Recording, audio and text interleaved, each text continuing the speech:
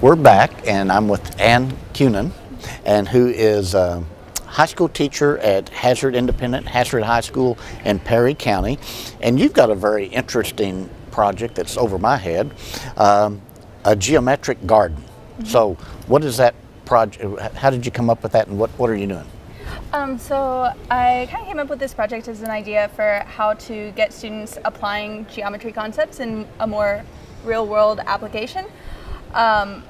And I specifically chose to do a garden because over the summer I stopped by a farmer's market and one of my students was working there, and it hit me that, I'd been looking for this way to get students more excited about geometry, and it seemed like a good opportunity for them to get outside, be doing something that might benefit the school, but also learning about topics like similarity, perimeter, area, volume.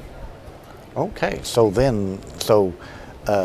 the students are learning some gardening, or is this planning for gardening, but it's mainly about the geometry? So it's really about building the garden bed. So a lot of schools have garden beds, but Hazard High School does not, and it seemed like a good way to kind of contribute to the school in that way, building raised beds.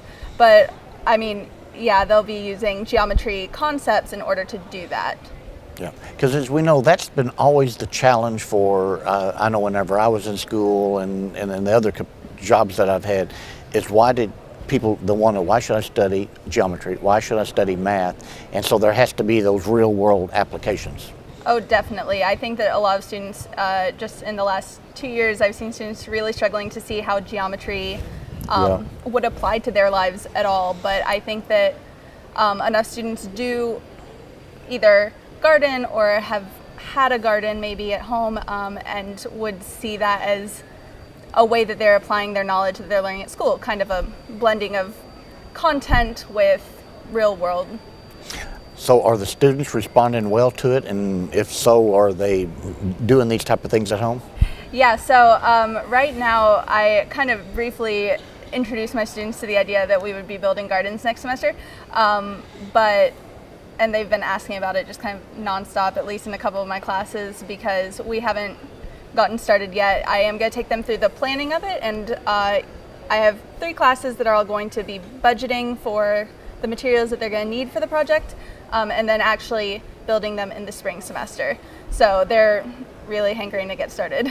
Okay, well, that's good.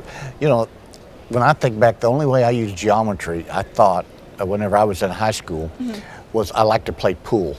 Okay. And it was the angle of incidence equals the angle of reflection. Yeah. And so that was the way, that kind of got me a little bit more interested in geometry in that way. Yeah, definitely. It's, for a lot of subjects, I do think or a lot of math, I think it's difficult to come up with real world applications for certain concepts.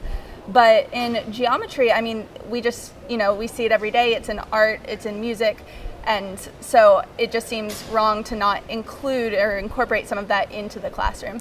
And we know gaming is so interesting to our students, and the whole geometric concepts are so important whenever you're creating those landscapes or you're doing those type of things in art. I agree. Definitely. Yeah. Well, hey, again, I want to thank Ann Kuhnen for the great job that she's doing, and thank you for being part of our program. And we look forward to, in the spring, you're going to present on how the project went. Yeah, definitely. And how many gardens were designed. Yes. And maybe some 3D gardens, maybe, triple levels or something. Yeah, maybe get some wind tunnels in there. Yeah, exactly. Okay, thank you again. Thanks.